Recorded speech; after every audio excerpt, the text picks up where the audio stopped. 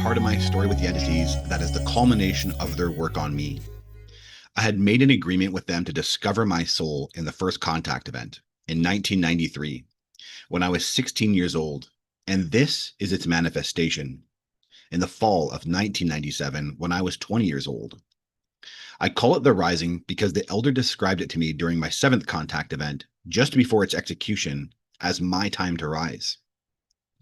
Today, I'll be putting all the pieces together in a way that I have never done before, and with more detail than I have ever previously laid out in public about this consciousness event. I have a few surprises, so please, I hope you watch the entire video.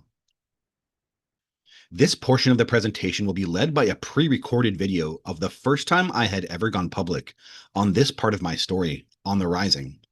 It was recorded on October 18th, 2020, almost 5 years ago, for a local UFO group, Vancouver UFO. There were about 15 people in the audience, including my friend Ian Halling, who works with Linda Moulton Howe. I'll be using this video because it captures both the raw emotions as well as the greatest detail I have laid out on the consciousness event I call the Rising. I will also be referring to a 2001 journal that has all the documentation of the bizarre moments surrounding this consciousness event. I just want to show you that that journal is still here. It was last modified in the year 2002.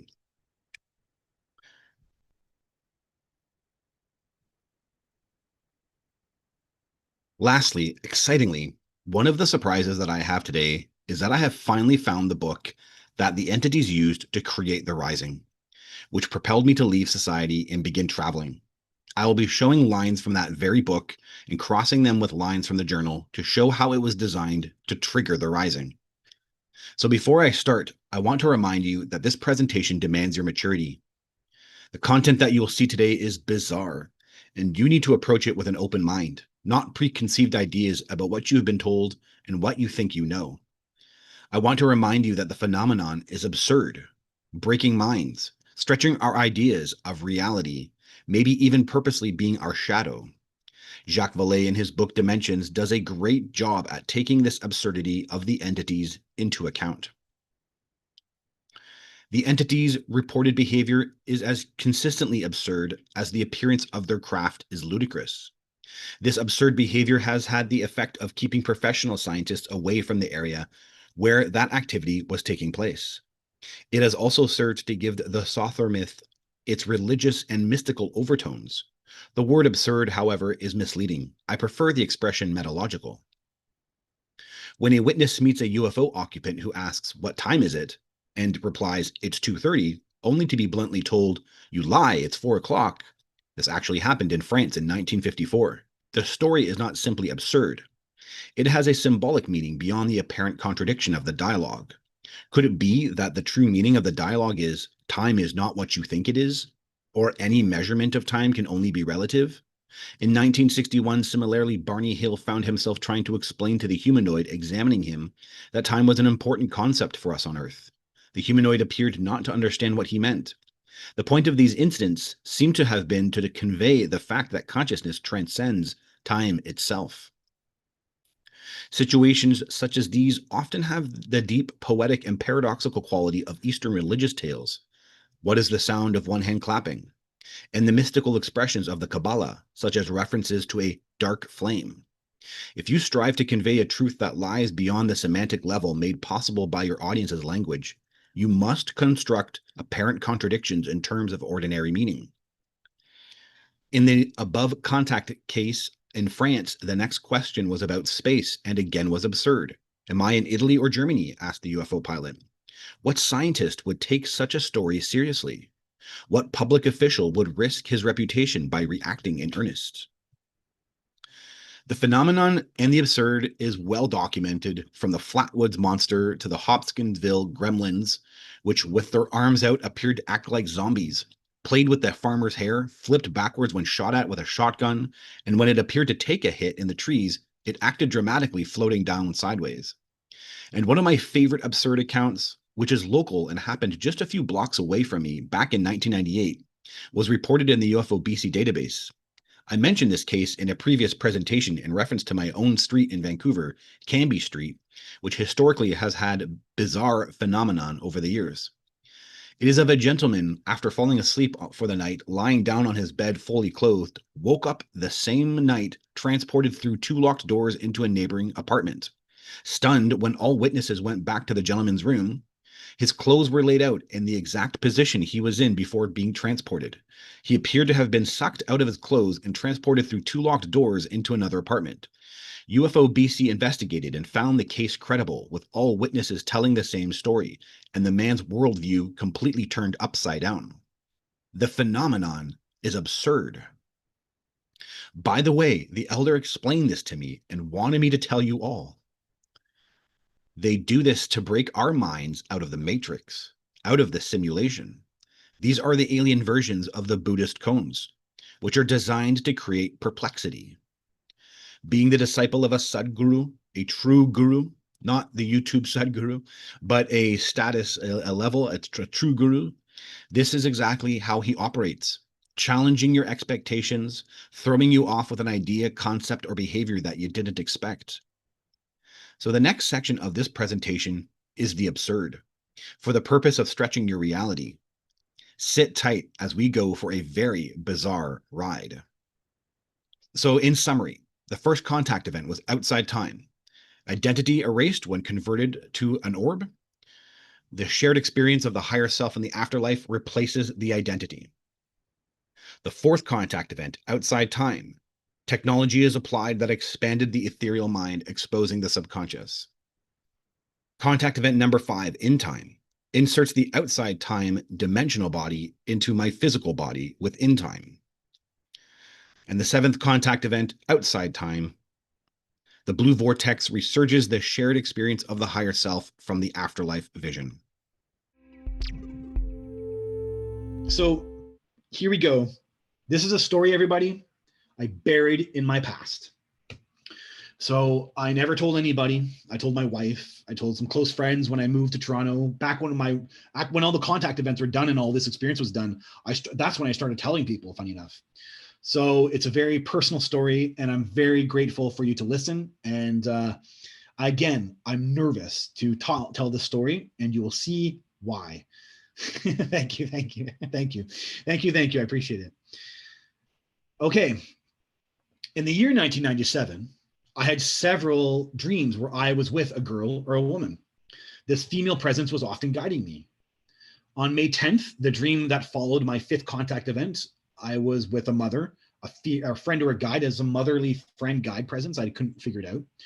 In one significant dream dated June 6th, I was exploring dimensional portals with a female, and we were both spiritual scientists.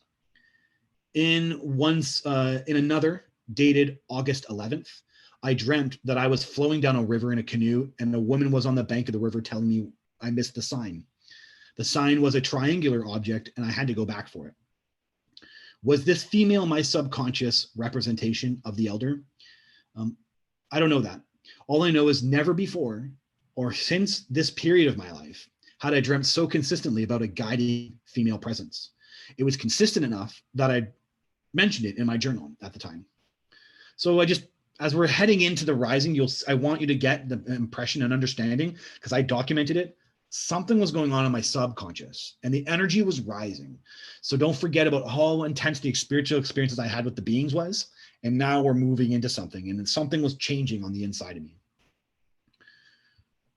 As my life moved on, I continued hanging out with Leah, and I liked being part of the music scene. So I was watching bands play downtown, and I was going to music school every day. But while all this was occurring, there was a powerful energy in my subconscious that was captured in my dream journal. Like this dream where I was following a path or a plan. Had a dream where I was sitting in the corner of a room. I was looking at some plan on the ground. There was some higher purpose to being there that I cannot grasp.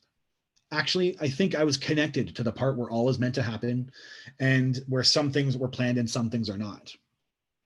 Just trippy, especially in a period of my life where these contact events are plan focused and we're going towards and moving towards something. I can see now how the dreams after the 7th contact event contain more dimensionality than previously, which is a clear link to the blue vortex initiated by the elder, which resurged the higher self. When I explore this dream through meditations and such in the present, I now know this is a flash of the higher self originating outside space and time. This is why my teenage mind cannot grasp it, but my higher self is the one that is aware of the plan that is coming to fruition, the agreement with the entities. The very next dream I had will have profound implications for my time traveling, which was just around the corner. While I traveled, I exercised my ability to mentally visualize my desired outcomes. I don't know if anyone knows visioning here, but you'll see my story is about my ability to vision in my imagination what I want to occur and then manifesting it out in physical reality. Whether it was money, help, or wisdom, I noticed if I visualized the outcome that I desired in my mind, I could manifest it as my reality, even if it was statistically unlikely to occur. And I have good stories in my traveling years about this, and we'll get into there one day. This process is known as visioning. I have some unique stories that I will tell of living on the edge while traveling and using visioning to get by. My ability to vision showed me the connection between our mind and our circumstances is very real. So in November of 1997, I hadn't read any books on visioning. It wasn't something I delved into at the period, though I did understand that I had this kind of willpower. I could make things happen in the world by maybe willing it to happen. That's all I understood it as, was willing. I would later define this next dream as my unconscious showing my conscious mind that I have an ability to vision and manifest my thoughts. Had a dream that I was at English Bay. There were all these lifeboats washing ashore. And I knew I could feel all the lifeboats were connected by synchronicity. I flipped a boat over with my thought, with my willpower. I willed it. I flipped over one of the lifeboats and it flipped over. And then that flipped over, that just created an effect. It flipped over another larger boat behind it, which proceeded to flip over a larger boat behind it until it flipped over a large tanker in the middle of the bay. So it was this, I willed something to happen and it flipped, and it was these boats connected with synchronicity. And that is my internal feeling of visioning. When you vision, you desire something to happen, and then synchronicities happen and manifest something large in your world. So for me, it was a powerful subconscious wisdom about this thing that I'll end up using as I travel throughout my travels. Again, look at how interdimensional the dream is. The symbols of lifeboats connected by synchronicities. And then lastly, in November, I had one of the most profound dreams I'd ever had. In it, I was hanging out in a mall when a group of men came in with guns and started shooting. I calmly sat down in a meditation posture and claimed, I am ready to die. And my body began to glow gold. And then I woke up. This is the ultimate dream of ego death, transitioning into something beyond my human mind, into a golden body that was so intense it woke me up. When I analyzed my feelings from this dreams in the present, something that came up for me was that I could feel clearly. My genes, genetics, DNA was pure, more clean, and more unused. I simply have a younger body for me at that time of my life, in 1997 when I was 20 years old. And this allowed for the golden purity to be experienced through my genes. And it feels like God. It's something tied to the dimensional body that they had put into me. And it feels like God. It's the unnamed God, but in my body. I'm 100% convinced the light grid from the fifth contact event put this intensity into my body. But again, the dimensionality that appears here right before the rising seems to be the result of the blue vortex. So for me, it's clear there was an energy surge in my consciousness, and it was about to manifest itself. Okay. My confession and disclaimer about what caused the rising. Let me get a drink of water. Don't forget, for anyone who's been following, this is everything building up with these contact events, turning into this. What actually created the rising was a deep secret for 20 years of my life I tried to keep buried in my past. I told those closest to me and even documented it in my 2001 autobiographical journal, but I never thought I would go public with it.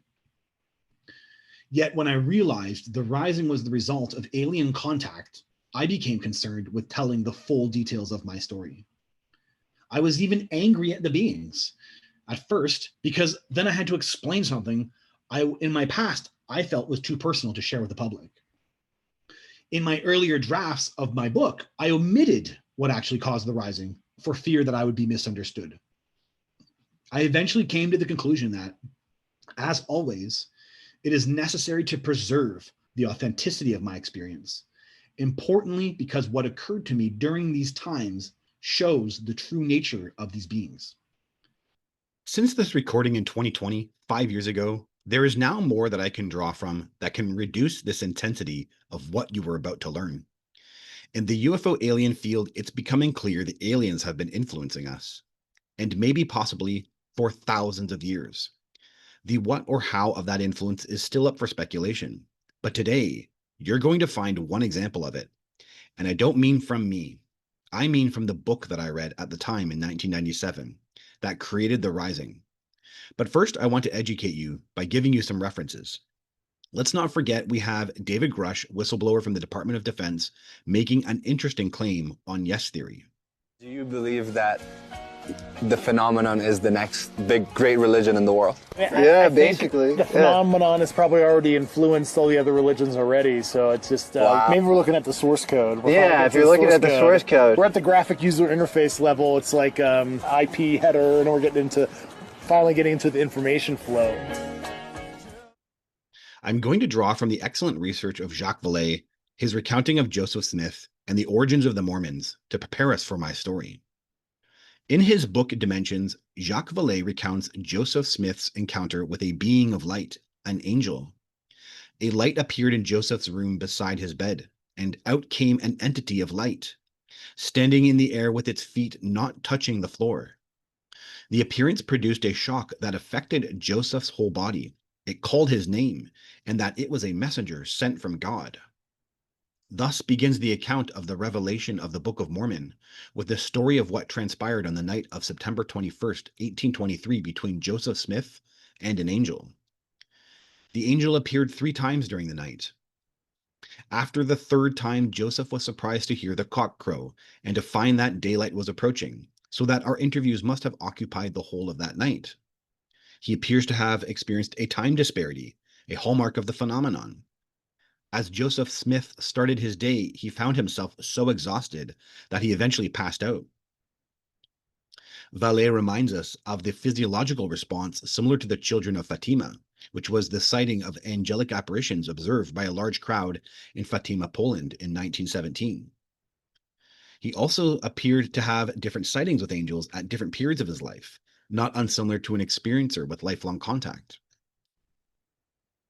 The Book of Mormon was first published in 1830. It is a strange document, similar in many ways to the OSP Bible or the Book of Urantia, 2 accounts of early history similarly inspired by divine intelligence.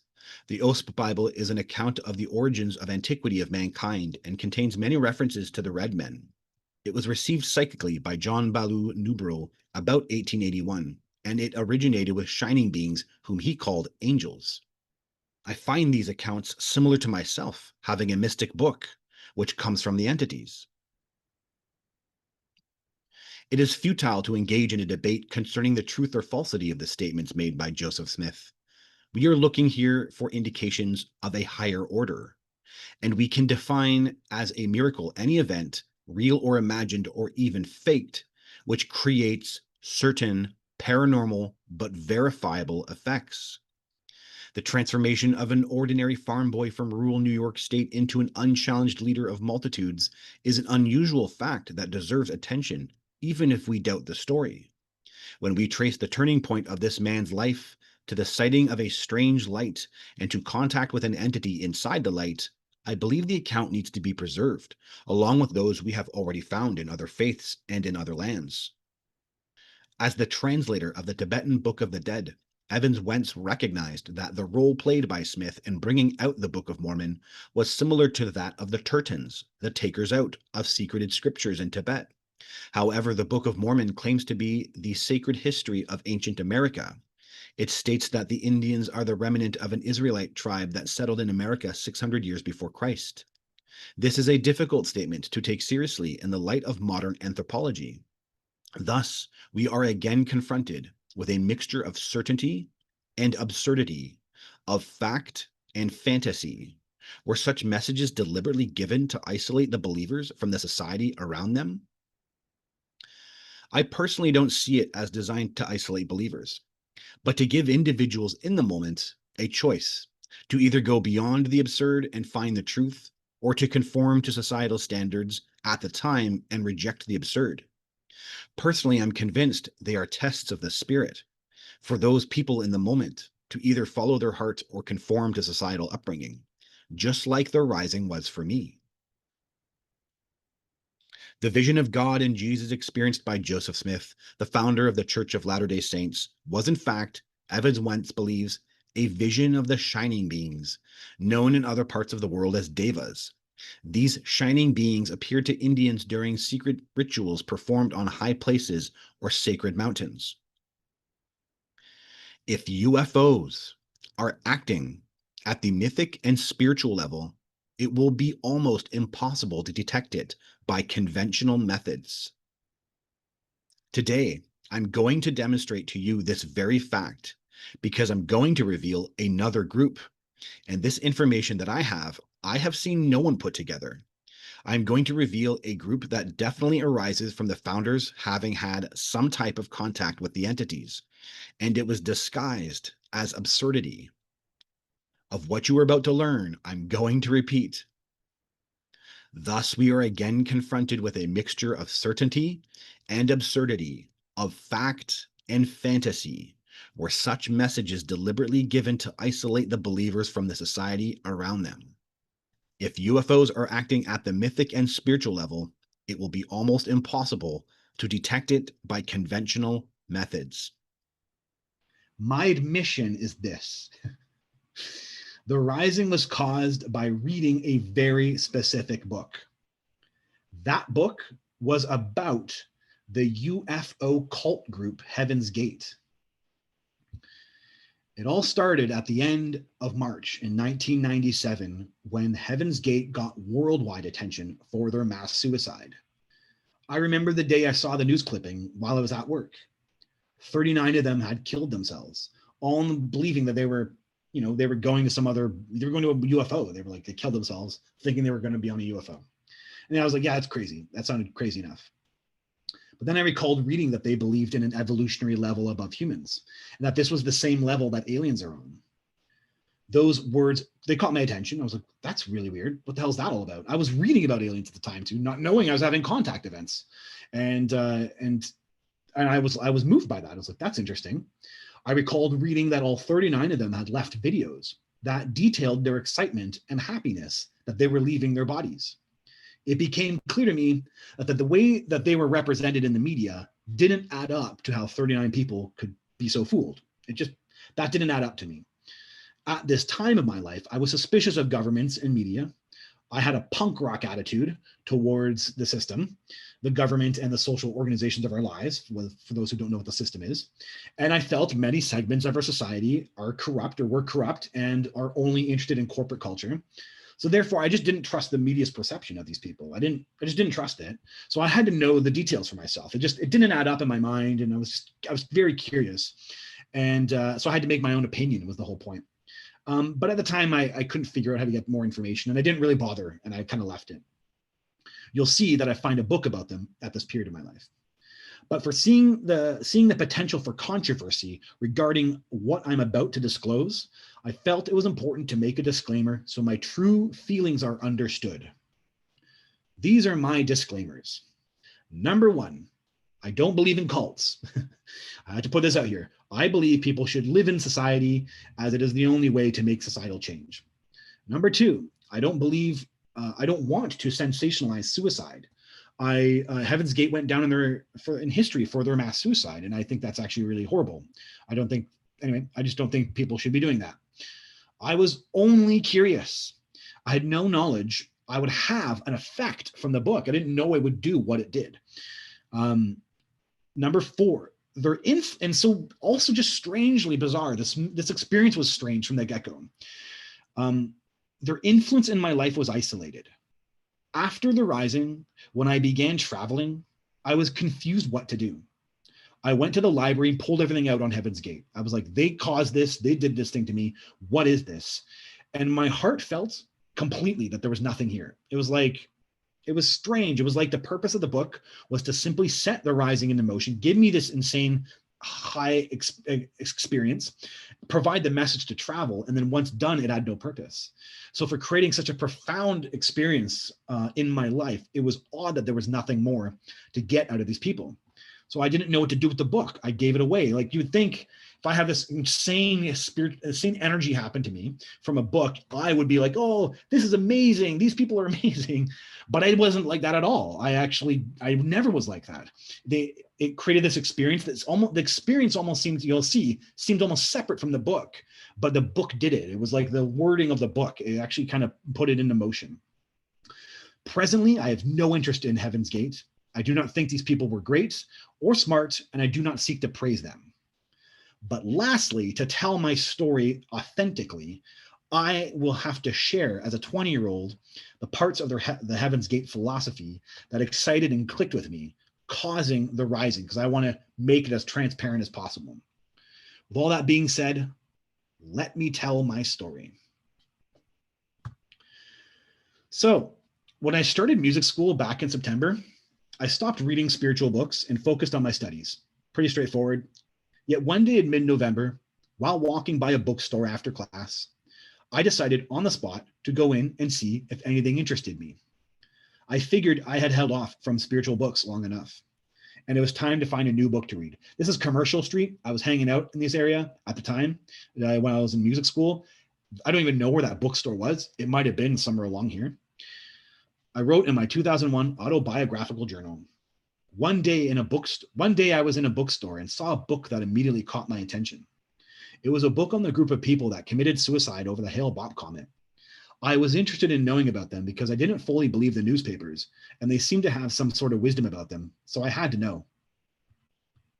At first, I was skeptical, and I wasn't going to buy the book because I didn't have a lot of money. I looked around the store, and nothing else caught my attention. I didn't even remember what the book was called, but it was something along the lines of Heaven's Gate, the True Story. It was a full-size novel, soft cover, with the leader on the front. The cover of the book was made out to be sensational, like a tabloid. Okay, so for the longest time, I didn't know the name of the book. As you will see in the story, I gave the book away a couple months after I bought it, right before I left for traveling. When I wrote my 2001 journal, which I'm referring to here, I was guessing the name of the book. 20 years later, when I wrote my first and second editions of my current book, The Rising, I didn't remember at all what the book was called. Though I had been looking for it, for me, the infamous book that had changed my entire life. But when you search for Heaven's Gate books, you get what appears as hundreds because of the sensational way they ended their lives. Well, in the attempt to finally create closure for this period of my life, earlier this year, I made one last attempt to search for the book. I recalled that the book had been published the year that they had done their public deed. So with one last search I didn't consider before, Heaven's Gate book published 1997, I found it. And it was titled Inside Heaven's Gate, the UFO cult leaders tell their story in their own words. And it was written by Brad Steger and Hayden Hughes. The book is no longer being printed, so I paid over $100 to get the original on Amazon, but it was worth it. And now, with the very words that triggered the rising, boy, do I have a story to share. I'll be using direct quotes from the very book that caused this all, so you can see for yourself. Now I look at these words through the eyes of an experiencer, and there are some things that many people have missed. But most importantly, and you will see for yourself, as Violet pointed out, there was both absurdity and reality mixed in, fact and fiction. And their fact was that they talked about undergoing a physical transformation, which is exactly what I have long been reporting since I have gone public about my contact. The rising created a physical transformation, yet it was under the absurdity of Heaven's Gate. I even said to myself that I wasn't going to buy it if it wasn't under $5, not really expecting it to be under $5. But as I read the back for the contents, I learned the book was written by a journalist who looked into the group back in the 70s. It contained personal interviews in what appeared to be an open-minded direction towards these people.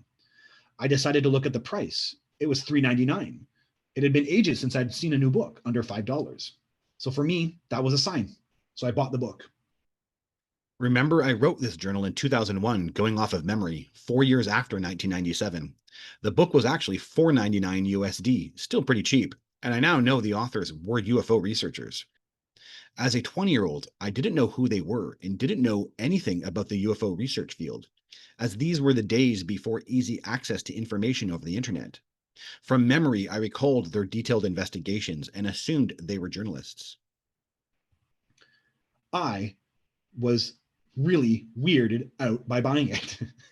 I even ran into a friend on the street with the book in my hand, and she wanted to know what I bought, and I wouldn't tell her. I was really weirded out by reading it, but I began reading it. Completely separate from buying this book. As I began reading the book, a spiritual energy was increasing in my life. Seemingly separate from the book, I began to want to know myself as energy. I wrote, now things began to come together. The dreams I was having were more spiritually symbolic, often with energy in the dream. That I was energy, or a part of me was energy. I became very determined to know myself, not as a person, but as an energy. On November 20th, I dreamt that there were orbs in my chest and that my true identity within was an orb.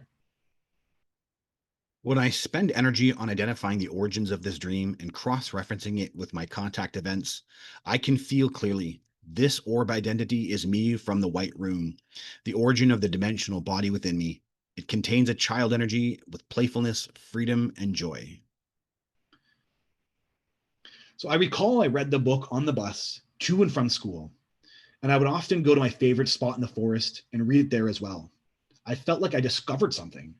It was causing an energy surge in me for unknown reasons, and I was curious about it. I wrote, one of the most powerful times of my life began as I read that book on Heaven's Gate, even though they had committed suicide. The book didn't explain or talk about the suicide. It didn't come from that angle. The book simply talked about the group's message very early on in the 1970s. I implore you, just for this presentation, to move out of your mind what this group became and how we remember them. In all my experience and research, it appears to me the entities deal with humans in a detached or hands-off manner. If my own story is an example, the entities can initiate a consciousness event, a sighting, a message, an appearance of an angel, or an apparition, and then they are hands-off, allowing humans to evolve in their own process about what they had experienced. And maybe this group's later years are the results of the entities being hands-off. I don't know, and I also don't really have an interest in speculating. All I know was my 20-year-old self resonated with this book, and it appears I was supposed to. The author of the book was not a follower. He was a journalist and was simply being open-minded, trying to understand what these people were all about. I continued. The book started with all the media clippings of how these people were nuts and were a cult. But with a searching of the authors, they realized a lot of people were just making up stories about these people. And in fact, what they were doing was harmless. The leaders of the group said, this is what we believe because this is what we experience. Anyone who wants to know, come and hang out with us. There's no obligation to be with us. In the book, there were 2 large interviews with the couple that started the group. Both interviews were from the early 1970s when the couple went around looking for people to join them. I discovered that I was correct in the fact that that they were much different than the media had made them out to be. I recalled that they had some kind of religious sounding language to their dialogue. I didn't connect with that, but they talked about their experience and that appealed to me. I always liked a story about a skeptic that becomes convinced something outside human understanding is real because of an experience they have. I was craving those as a teenager, a 20-year-old. I was loving those kind of stories. And the author had such an experience with the Heaven's Gate people. They told him, anytime you want to see us, say this prayer to the Father God, but only use it at a special time. Several months later, when the media began talking about Heaven's Gate, the author thought he would try and get a hold of them. So I said the prayer. The next day, a disciple of theirs came and proceeded to ask what it was he needed. The author was blown away. So I actually have a clip from Hayden Hughes himself speaking about this event from the documentary Heaven's Gate, taken by aliens. Applewhite even convinced people he could communicate telepathically through secret codes of thought. He said, Mr. Hughes, if you ever need to get a hold of me, gave me a secret code, which was mentally praying to Bonnie and Herf with the Lord's Prayer. And then about 14, 15 months later, there was widespread publicity about some people that disappeared in Oregon after attending a UFO lecture. So I decided to use the code. Then the next morning received a telephone call, and when he said, "You have now asked," I thought, well, maybe these people are, who they say they are. In the book, Hayden Hughes describes this psychic incident and adds, "It is very hard to explain the feeling I experienced when it appeared that, in fact, the code had worked." Just like Jacques Vallée said, we are looking for verifiable paranormal effects.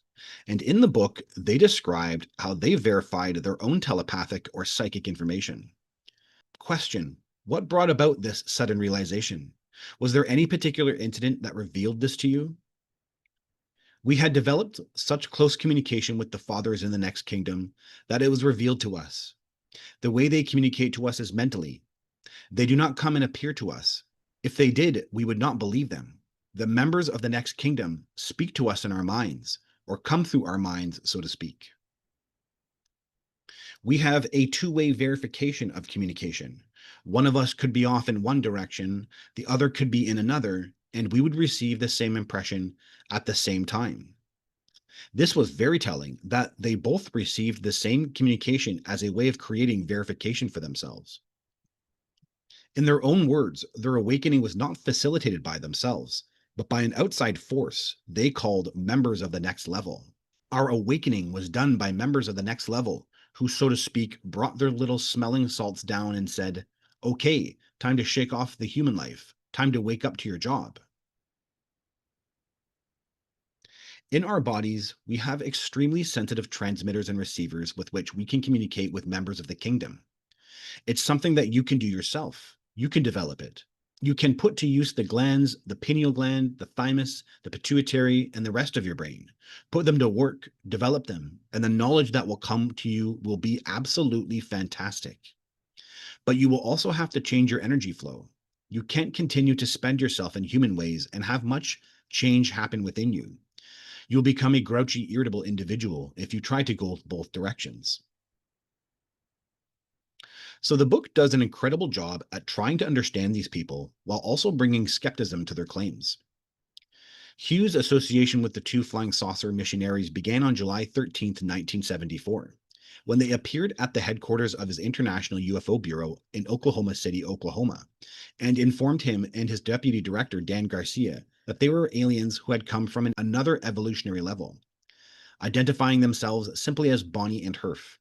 They stated that their Earth mission was to alert those humans who wished to undertake a process of transition and undergo a metamorphic change that would take them to the next level of evolution. To the critical eyes of Hughes and Garcia, neither Bonnie nor Herf appeared to be anything other than plainly dressed, unprepossessing humans in their 40s. At that time, Marshall and Bonnie had already assumed a nomadic existence. They declared that they had no need for human games, such as jobs and families. They ate a little fruit and slept occasionally. Although they appeared in the likeness of humans, they had originated on other planets and had already made their graduation to the next kingdom. They walked Earth as shepherds seeking lost sheep, possessed of the ability to recognize those humans who wished to hear their message. In our research we have now, we have Joel Nyman's dual reference, John Mack's dual identity, and Susie Hansen's dual soul. These labels describe the experience of alien contactees who feel they have an alien identity within their consciousness. I have talked about this as well, so it's not too far off to imagine that these people are taking on this alien consciousness dual identity. Dan Garcia, who embarked on a career in law enforcement in September 1976, recently reflected on his initial meeting with Applewhite and Nettles. Herf exhibits the same mannerisms in the contemporary video bites that I've seen on television as the ones that I witnessed in person with Hayden in 1974. The body language, voice level, and dictation were all the same. I do not profess to be a theologian, but I personally cannot find any glaring untruth to what they taught. After more than 20 years of reflection on the phenomenon of Bo and Peep, we remain astounded by the number of highly educated professionals who left high-salary jobs, expensive homes, and loving spouses and children to follow the two on a journey of faith that would have them living hand-to-mouth and sleeping under the stars.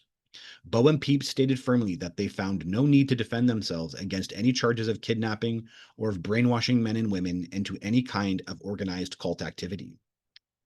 The only conversion experience we're interested in is that of the physical, the biological and chemical changeover from human-level creatures to creatures on the next evolutionary level, Bo said. Just as a caterpillar has to cease all of its caterpillar activities in order to achieve its chrysalis, so must the same thing happen to a human who wishes to make the transition. The human must say, I am going to rise above and overcome all of my human desires and activities and emerge an individual that can enter a realm that is altogether physically different from the human. The authors reflected. We wondered if they weren't simply offering an escapist metaphysics for those men and women who might be undergoing financial difficulties, martial problems, or some other kind of personal crisis. For people who might feel the world is closing in on them, wasn't rescue by spaceship the ultimate denial of the sorrows of Earth? Someone who would enter this experience because he or she is escaping something else would not be a good prospective material for the Father's kingdom, Bo answered without hesitation. There are two commandments by which one who is in this endeavor lives: that he loves the Lord his God with all his heart, all his mind, all his soul, and that he loves his neighbor. Humans can knock themselves out attempting to serve other humans, but humans are aware that there are beings at a higher level who have a greater capacity for helping them than they have of helping each other. If you choose this trip as an escape from this world, a cop-out to escape unpleasantness in your life, you will not get to the next level. The motivation has to be because you want to reach that next level and because you love your Father in that next level with all that you are. If you seek to learn from us, we will tell you what we know because we learned it from our Father. During the course of the investigation of Bo and Peep, contact was made with Forrest Erickson, an expert analyst of the psychological stress evaluator, a device which can tell a qualified investigator if the individual speaking believes that he or she is telling the truth. To the human ear, a person may sound perfectly normal, free of tremors or guilt-revealing sound variations, Erickson said. What the PSC does is sense the difference and record on a chart the changes in the inaudible frequency modulation qualities of the voice. Recordings of Applewhite and Nettles were made and meticulously examined. In each statement or claim evaluated by Erickson, whether the two were speaking about having come from another world or about being resurrected after their deaths, neither Bo nor Peep manifested any stress, meaning that the individual talking believes completely that he or she is telling the truth. Perhaps the most remarkable aspect about the two UFO missionaries to come out of Erickson's detailed evaluation was the following comment from the PSC expert. Both of them have almost the same identical voice print. It is hard for me to tell the difference. I have never run across anything like this before. In the November 26th edition of the Houston Chronicle, two women disciples of the two stepped forward and agreed to give their real names and present testimony on behalf of the two, in order to contradict some of the adverse publicity that had been directed at the UFO cultists. The two never asked anybody to follow them. They express a truth. That truth is what we follow. The two have suggested that their disciples give up their worldly possessions and drugs, alcohol, tobacco, and sex. That help from the higher kingdom doesn't come as a voice from the sky. It comes through us as thought. After we ask for help, we listen with all ourselves for an answer. We try to stand in tune with the members of the next world. I was intrigued by the fact that my friend Hayden Hughes and his associate Dan Garcia of the International UFO Bureau in Oklahoma City had talked to Bo and Peep on July 13, 1974. I asked Hughes to send me a transcript of the tape. In the transcript, they told Hughes and Garcia that they didn't wish to be ridiculed. They weren't there to waste anyone's time and energy. They pointed out that this metamorphic change of which they spoke could only be an individual thing. Groups and organizations could not turn into butterflies. Only the individual caterpillars could enter the chrysalis. It had to be the kind of individual, they told Hughes and Garcia, who would say, I've had it with this level. I'm ready for the next. I will sacrifice everything, if necessary, to make that transition. For that purpose, the two had a working ground on which to help the individual. They would provide him with information so that he might become more advanced than human beings and become a member of the next level, the next evolutionary kingdom. Since Dan Garcia had expressed a great deal of skepticism on the initial tape, I asked him how he would compare the two of December 1975 with the two he met in July 1974. I personally am still at the stage where I may have many doubts, although it's refreshing to me to see a group of people who so boldly believe in what they're preaching. It must be hard in this day of modern conveniences to have to live like these people are living, to exist from day to day and to accept it quite readily with no qualms, no reservations whatsoever. I have to have a great deal of admiration for what they are doing. Now, several months later, their points, their objectives, if anything, are even stronger. Their followers are increasing. People are leaving behind their earthly possessions, totally by choice. In talking to the followers, I become more convinced than ever that what they're talking about and what they're preaching about, they believe in 100%. I've been unable to break down their preaching, their story. The two and their followers seem to welcome anyone who will attempt to try to break down their story. I doubt very seriously at this point if anyone will. We're not trying to sell anyone a bill of goods. In fact, we try to discourage people. We say it's tough. It's the toughest thing you will have to do in your lifetime. Think about it before you do it. We don't ask anyone to follow us. We would just as soon they wouldn't. God is not floating on a cloud someplace. It's as real as what you are right now. It's more real. You're only playing a game in this life. It's a process that you have to go through in order to become a member of the next kingdom. When the information is as heavy as this information is, it can affect people in different ways.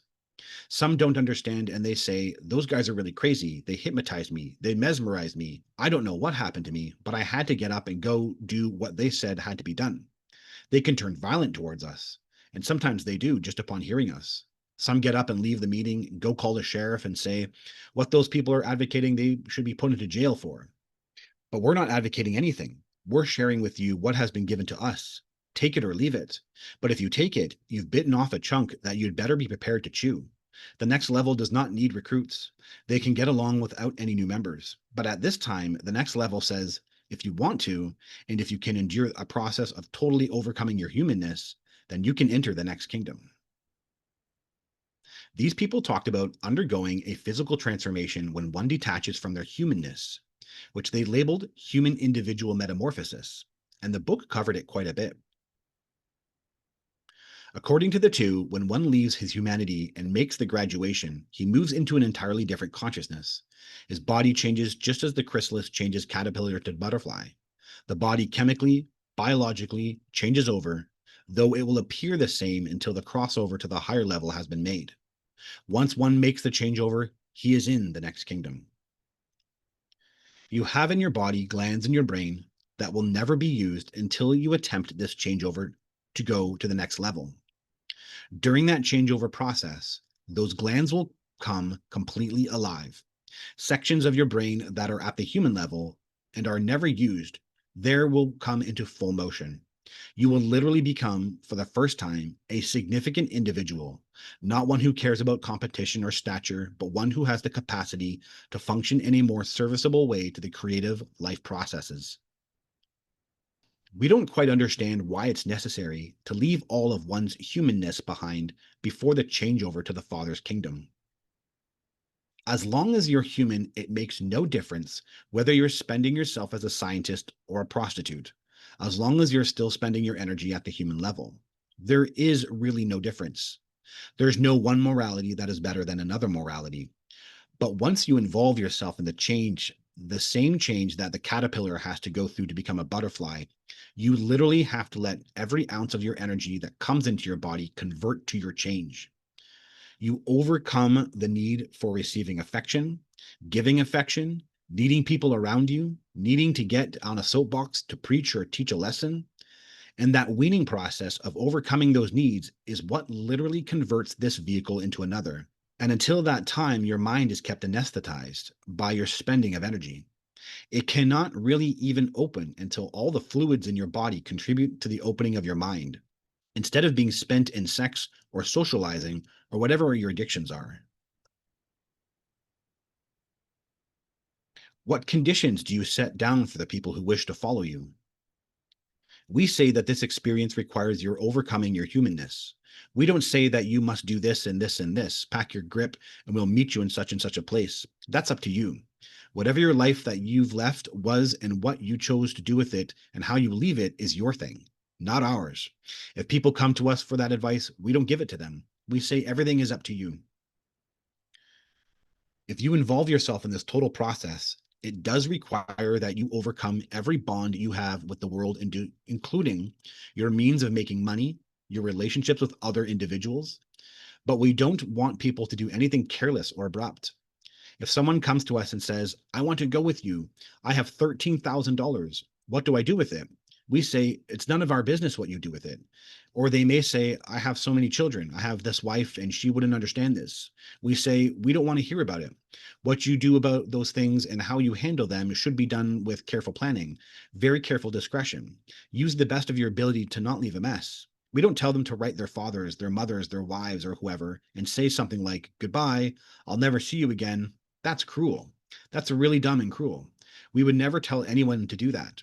We do suggest that they write to their parents every so often to let them know they're okay and haven't been taken off to some wilderness and slain. We are not advocating inconsideration. We want people to become more kind. If you're a prospect for a kingdom that's noted for its goodness, you don't just do careless numbers on those you leave behind.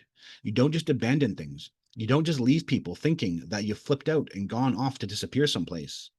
People who go on a trip become better law-abiding citizens.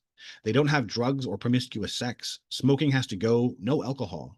If one uses his head properly during this process, he will find all the sustenance he needs. In the human world, we felt that we must take care of others. We don't feel that way now, and we have to adjust ourselves to not taking care of others or being responsible for them. If we ever feel any of our people are drawing from us, then we have to send them off some other place. They must learn to develop a relationship with their Father, not with us.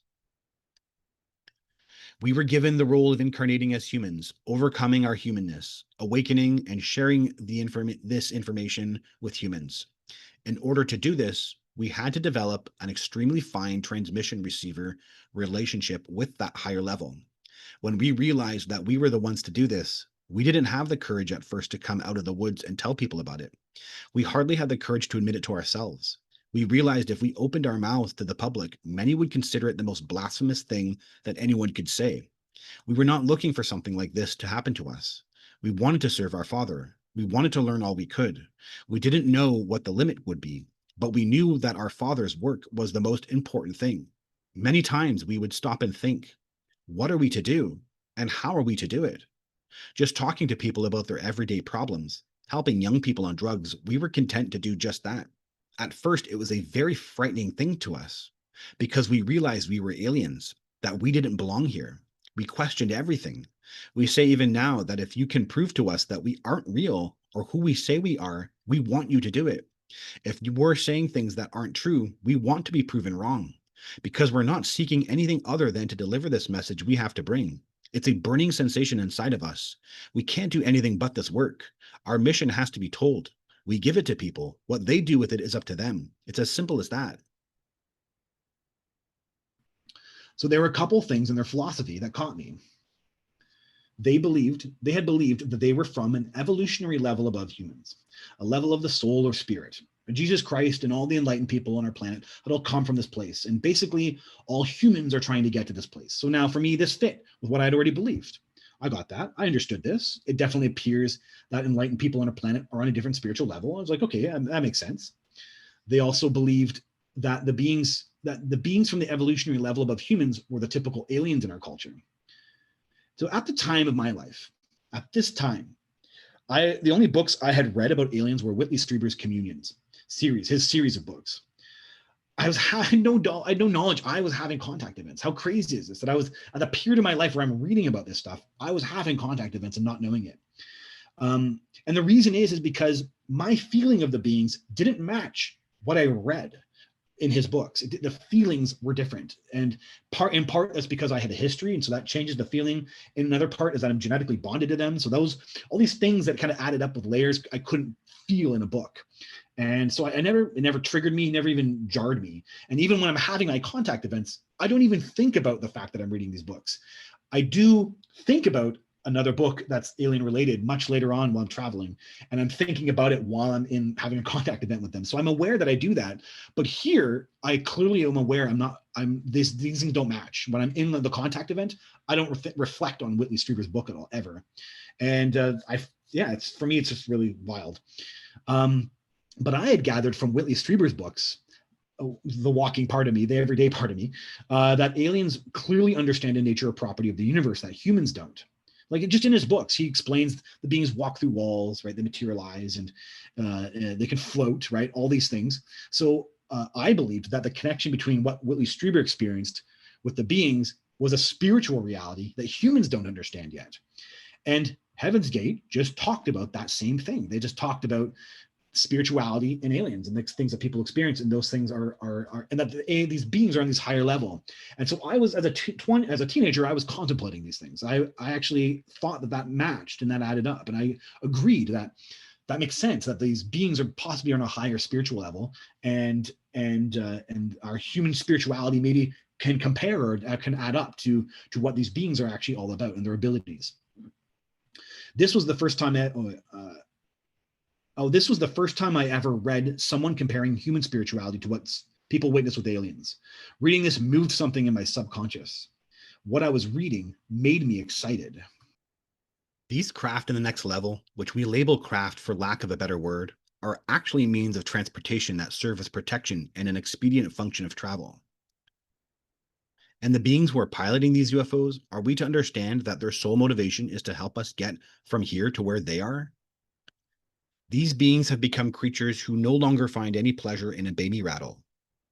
They have outgrown such things. Their pleasure is to function in the creative process of the heavens. The best thing that a human can understand about them is that their pleasure is in the participation in the creative process. Whether it be the germination, the beginning of another garden in another place, or the coming in with a harvest to a garden that has a graduating class, they are also pleased to participate in the structures of solar bodies in a very distant galaxy in order to inspire a creative process of growth. Presently, I 100% agree with this assessment. Let me put here as a reminder that this is consistent with the exobiospheric organism geneticist whistleblower from Reddit. For them, the soul field is not a belief but an obvious truth. This belief compels them to seed life, shape it, nurture it, monitor it, and influence it for the ultimate purpose of creating this apotheosis, which is God realization. Do the UFOs people have been sighting in the skies of Earth all come from the kingdom of your Father? The ones of which we are aware of course, come from our Heavenly Father. This perspective is beginning to take hold, that the phenomenon has an angelic divinity side to it. UFOs and angels are crossing over. This is also why I keep saying the phenomenon is a God phenomenon or an oversoul phenomenon. It is utilizing the consciousness field, and in non-duality, it is an expression of it. It is God. So the basis of what Heaven's Gate was all about was to literally leave your old life behind, give away everything you own, and wander or travel in the name of God. This was a reflection of the life of Jesus himself, who explained that the way to come to the kingdom of God was to move away from your riches. They followed very close to the Bible, an exact interpretation of Jesus' words within it. I just want to point out here that the aliens have mentioned Jesus directly, as documented in Linda Porter's contact event and Linda Moulton Howe's glimpses of other realities.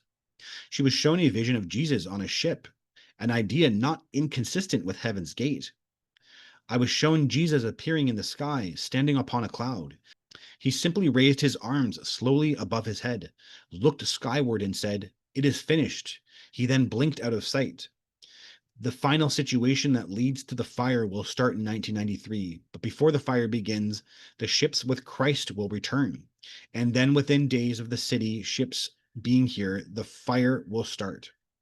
The backbone of the philosophy was to rely on the will of God. They had many stories in their interviews about times when they had nothing to eat, and the universe stepped in and they found food for themselves, or they needed a place to stay. The universe stepped in and came and they offered them a place to stay. they experienced being supported by the universe, and they relied on this support. By doing this, they were not relying on anything external. All the external came from the reliance on the internal, which was their faith in God. For them, it worked. So at this time in my life, I understood the nature of the universe was receptive to me. Whether it was through synchronicities, because I don't forget this 1997 was filled with magical events. I'd have psychic things. I'd have flashes of vision, and it turned out to be a friend, and then 5 minutes later I'd see him on the street. Or I would sense people behind me, and I could sense who, or the type of person that they were, the skin color, or what they were wearing, and I would turn around and I would feel them, and I could see them, and I would realize I had a vision or a flash of that person. I had many events like this in that period. And specifically synchronicities, where something magical would happen or kind of overlay itself while I was feeling a certain way, and I experienced somehow the universe was receptive to me. And I think this is the case for all humans, that the universe is receptive to you when you create. Why, even what a synchronicity is, it's so magical that the universe clicks and forms in ways for your perspective and your perception. And I find that absolutely fascinating. And so I agree that it's true for me that the universe was in some ways receptive to the human, to individual consciousness. And also with willpower, that also added up. I kind of got all this. But I never made the jump in my thoughts until this book. If I treat the universe as God, as alive, if it's alive, I treat it as alive, then would it act as God, supporting me as I traveled, as I wandered around? Would it come in and swoop in and fill the day and save the day? The more I thought about this, the more how I experienced the universe worked, I believed this. I realized a part of me clicked that this would be a new way to experience the intense spirituality that I was looking for. And I never, for the life of me, thought I would actually make that step. At the time, it was just an interesting read. The first requirement in this process is persistence. It is a difficult trip, and only those with a strong will and an equally strong desire to reach the next evolutionary level will be able to push their way out of this dense atmosphere. You must leave your past behind. You must walk out the door of your human life, taking with you only those things that will be necessary while you are still on the planet. Once you establish a strong, direct line of communication with your Father and ask that He does what is best for those you leave behind, they will be in the best of care. You are literally trying to raise your vibrational level to enable you to exist in a less dense atmosphere and not be restricted to this planet. If you are ready to go, you will need a car, a tent, a warm sleeping bag, a stove, utensils, and whatever money you can bring. How do you get monetary gains? All we can say is that it is provided. Each need, as the need arises, is provided for. Do you request it? Oh yes, with a thought, and it is provided. This is a process you have to learn to move into. We have gone to several meetings that we felt we must go to just on the faith that our expenses would be covered while we were there. And our Heavenly Father has seen to it by some means that generous people come and say, look, if you found yourself caught in this circumstance, we want to help bail you out of it. When you become a member of the next level, you begin to learn to trust your feelings more than your mental processes. You condition your mental processes to become feeling and awareness instead of a calculation of reason. Things are given to us on a step-by-step basis. The members of the next kingdom are the most gentile individuals. They are very considerate, they are very kind, and they are good. The effort that you put out when you start on this path continues into the next kingdom, and you grow from it. You learn from it. You become closer to your Father through the efforts that you put out. This is what motivates you, so to speak. Is it possible to stay in my home environment to do this process if I'm already unattached to material things? No one can stay in a home and not be bound by the requirements of maintaining it. And a person would certainly be limited by the interferences that would accompany that circumstance.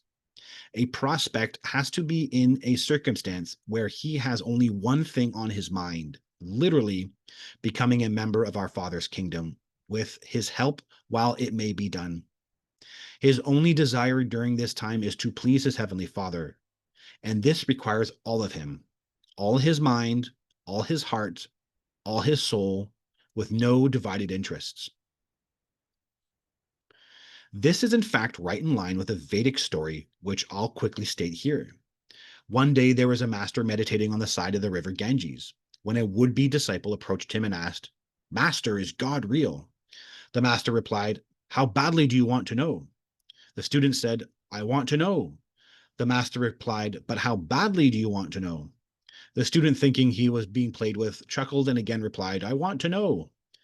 The master, motioning for the student to follow him, walked into the river up to his chest. The master then dunked the student's head in the water and held it there. As the student began thrashing for air, he brought him back up. The master then said, "How badly did you want to breathe?" The student exclaimed, "With all my life."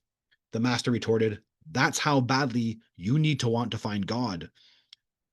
Your entire being must be used to find and become your source." Why? Because you're breaking out of a lifetime of mental conditioning.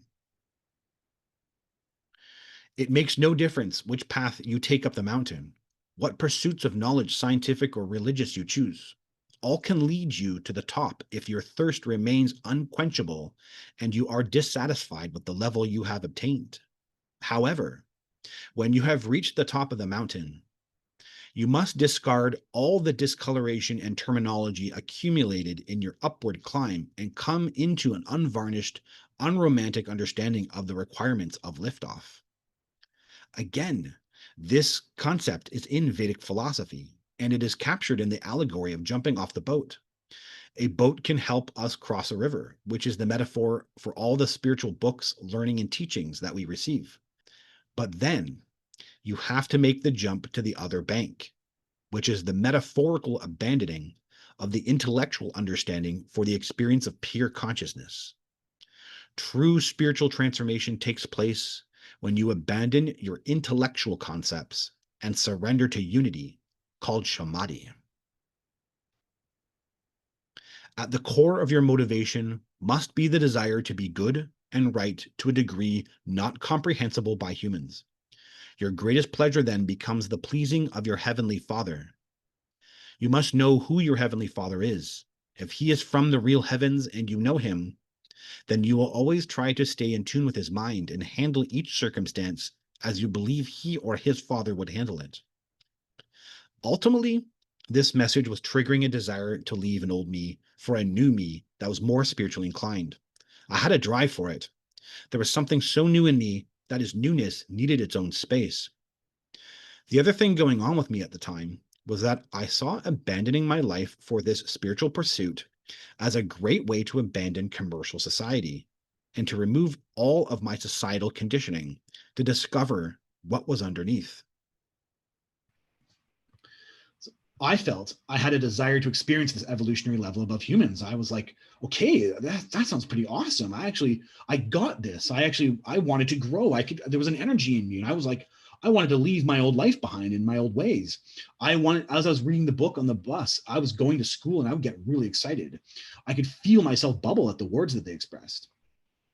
And of course, I didn't connect with everything that they said. It wasn't like I didn't think that there was something's wrong in their philosophy. For example, they thought that they were the only ones at this time. Like there were no other openings into this higher level, and you had to go through them, or there would be no other opportunity until 2,000 years.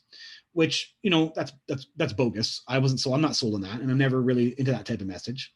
It's way too limiting for spirituality, and I experienced that spirituality demonstrates that everyone has access to the greatest spiritual power that anyone else has. So we all have access to that kind of stuff. So I never fully believe that.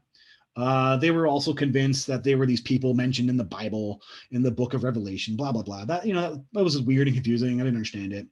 And I also never understood why they committed mass suicide. It was never mentioned in the book, but it seemed it just wasn't the point. The book literally focused on their message, which seemed very right at the time. It was a simple message and it fit with my own beliefs of what I was looking for. Completely separate. Again, a whole life is going on while I'm having these experiences. While I was reading the book on Heaven's Gate and having these large epiphanies, my life was changing. I felt I wasn't connecting with my friends anymore. I liked hanging out with Leah, but it was forcing myself to have romantic feelings for her and it wasn't working. My band broke up. I had been in bands for 4 years at that point, and it was a hard adjustment to not being one. I was regretting going to music school as it was theory heavy, and I wasn't enjoying it. I preferred to focus on being creative in my songwriting ability.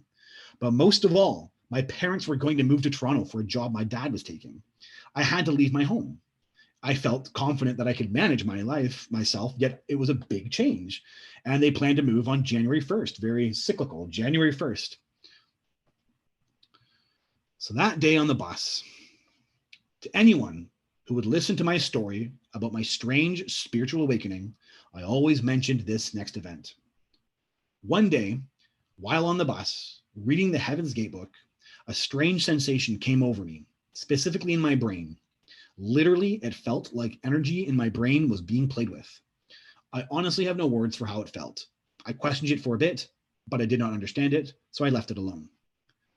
That day on the bus, I felt like a being, some person, an entity, a presence went into my head, went into my brain. I could feel the movements were going on inside my brain. I was on the bus and it felt like something had gone into my brain, literally while I'm just reading this book. And it changed or altered something. And for myself to have the rising around this time, for it to be so profound, and now to know it was all around alien contact, this event seems highly connected because it was the first event that gave me the impression a being or presence was behind the rising. Now, I'm aware as a meditator that high spiritual experiences can be awakened when an area of the brain called the pineal gland is activated. I do recall the strange sensation occurring in the front of my brain, in the area of the pineal gland. But some may think, some people may think that's superstitious, but I've had experiences from focusing on it, and there are intuitive truths that come out of it. I lost my friend one day, and we got lost, and I focused on my third eye, and I saw where she was, and I went over there, and that's exactly where she was. And so, it's a powerful truth, the third eye, that spot. So I can suggest that a being was opening my pineal gland, and my spiritual experience precipitated it. But I don't know that, and I may never know the truth of that. But it was just odd and highly connected. I now know for certain this is the device put up my nose in the first contact event, which appears to have been incised into my brain. It is very real, and since my memories have come out in 2019, it interacts with me, and the elder and leader have communicated about it in telepathy since. They communicate through it, and from my perspective, this is how it looks when they do. It appears as metallic, holographic, rainbow tight squigglies, which occupies the space in my third eye. And there was a time where it once took over my entire visual field. And it seemed like that was in the early days when my memories were coming out and everything was, it seemed like I was coming back online is the way to frame that. But coming back to this sensation on the bus in 1997, I believe there's two things occurring with this device. One, it uploaded data for them, as they describe in my 23rd contact event. But two, I also believe it recorded vibrations or impressions of specific moments in my contact events. And then the device allows me to be influenced by those things at a later time in my normal world, without knowing of their origin. I'm certain it was vibrationally recording the first contact event, specifically the butterfly archway, myself in the white room before I dematerialize, and then after when I rematerialize. I believe it to be turned off for the rest of the contact events leading up to the rising. But I'm certain the elder used the blue vortex from her eye to imprint into it the commands that she gave. It could be said it interacted with me beyond the dimensional frequency of the entities so that it didn't trigger any memories of my interactions with them. A device implanted in timelessness and programmed in timelessness is now being turned on in my everyday world on a bus in 1997. And then there's another thing, detachment and a synchronicity. So Heaven's Gate believed that to move to the next level, one would have to let go of all their human attachments. That included family, friends, individuality, jobs, money, and possessions. At the time, I understood this. I got detachment in general. This was extreme, but I understood detachment. Detachment makes sense if we think of the psyche as an energy. I experienced my personal spiritual energy tied to my psyche. So when I became detached, those things from those things which occupied my mind, it preserved and raised my consciousness. I felt that. I experienced that. I had that experience. And I also mean truthfully detached. I don't mean privately wanting, but truthfully detached. And I also questioned, like, before I read this book, like, if someone fully detached from their lives, if they went to live in nature and detached from themselves, would they raise their consciousness really high? And here these people were explaining this extreme form of detachment, and they kind of lived to it. And I, at the time, honestly, I just admired them for their spiritual determination. That kind of commitment to one's own spirituality was highly desirable to myself at the time. By the way, this is how you face yourself in the afterlife, with the removal of everything that has defined you in this life, so all that is left is you. This is how you go beyond duality, by being detached from everything in your life. This detachment is the state of the white room. The other form of human detachment required to one's own the other form of human detachment required was to one's own sexual desire. And I wrote, the Heaven's Gate people also said you had to give up your sexual desires. This was one of the problems with all the followers they had, as they could not eliminate their sexual desires. As well, the leaders did not have good advice on how to deal with desires, but they still went about saying to not have sexual desires. So, looking for new spiritual things to apply in my life, I decided that's a good idea. I'm going to try that, see what happens when I stop all my sexual desires. But I was struck with a coincidence a couple of days after this decision. I woke up in the middle of the night from orgasming, but it wasn't an orgasm, not full of pleasure. There was no erection even. It was a release, like a bleh, it was a sensation of draining the plumbing. Like this blah comes out, no erection, no pleasure. Well, Heaven's Gate book talked about this experience, saying that when you are becoming purified by God's light, you will release bent up negative energy in the form of an orgasm in the night. This was a massive coincidence. I was like, oh, holy crap. So it was the first meaningful synchronicity that occurred off the book, and I was startled by it. By the way, here is that very quote.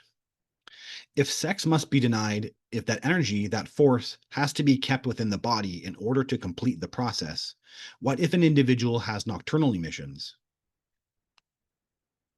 Wet dreams, orgasms in one's sleeps, become quite common in the early stages of the trip. When the candidates receive this energy force in concentrated form, their bodies frequently will force their human plumbing to act as an escape.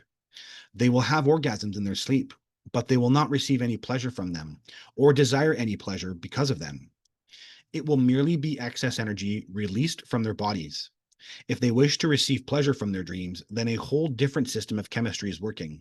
But if they're working against that desire, then any spillage that happens will not inhibit their growth at all. I have never heard of this before or since in male sexual health, and yet here I had a synchronicity with it occurring to me personally. I was stunned by this. Presently, I'm convinced this release synchronicity was spurred on from the object in my brain that was initiated on the bus. It provided me with a concentrated subconscious energy, which they refer to here, but also within it was the command from the elder to remove myself from sexual activity, as placed in me during the blue vortex. And then this release was a natural effect. Why is sex taboo? Your body needs all the energy that comes to it converted instead of spent. These are not taboos from any moralistic viewpoint. For example, those involved in the process do not drink coffee because the body becomes more sensitive. If they should drink just a half a cup now, they would be able to notice the change in their consciousness. Letting go of all human attachments and moving towards God in complete obfuscation is required to experience the higher self. The walk-ins. So something else Heaven's Gate talked about was the concept of walk-ins. Apparently, a walk-in is when the soul leaves the body, so the body can, be used by another soul. Listen, I don't know that that's real, and I actually personally don't think it's real. I think there's some confusion about what that is. But Heaven's Gate said that for those who would receive their message, they would have an extraterrestrial walk-in. Literally an alien would walk in from the evolutionary level above humans. The walk-in aided the idea for them of abandoning one's old life. You'd have this other party you come in or this other being, I guess, come in and start with a clean slate. That one's personality or individuality would be removed and there'd be, something new. The idea of the walk-in is definitely the strangest thing, though. But if you recall, during my contact events, the beings were building another me, another persona that my everyday awareness could draw from. I can also experience, remember I talked about the dual soul, and I talked about that quite a bit a while ago. I can experience a portion of my own alien consciousness as a dual soul. It's weird. It's crazy stuff. I get this, but it was matching with my external world for the first time. This idea of an extraterrestrial walk-in seemed to make space in my psyche as a 20-year-old to embody this persona the aliens have been building. My everyday awareness had no understanding of what it was touching. So these words about a walk-in subconsciously triggered the shared experience of my higher self and my dual soul. It creates a space in the mind to symbolically bring down from high above a spirit into the self. Unbeknownst to me, this is the dimensional body created with the aliens. But these words created a space in my mind for this new sensation within me. And then this triggers a latent alien DNA link. The alien genetics within me have a physical response to the idea of the walk-in. They're linked, and it's very real. And spending some time on these minor sensations had me understanding something so powerful. When my body turns golden, so it's already got this kind of golden vibration going on from the dream of the men walking into the mall. There's already something, or it's already in me at this moment while I'm reading this book. So when my body turns golden from having golden DNA, that is my human DNA. It's not the alien part of me that's got the golden aspect to it. It's my human aspect. It's my human part of me.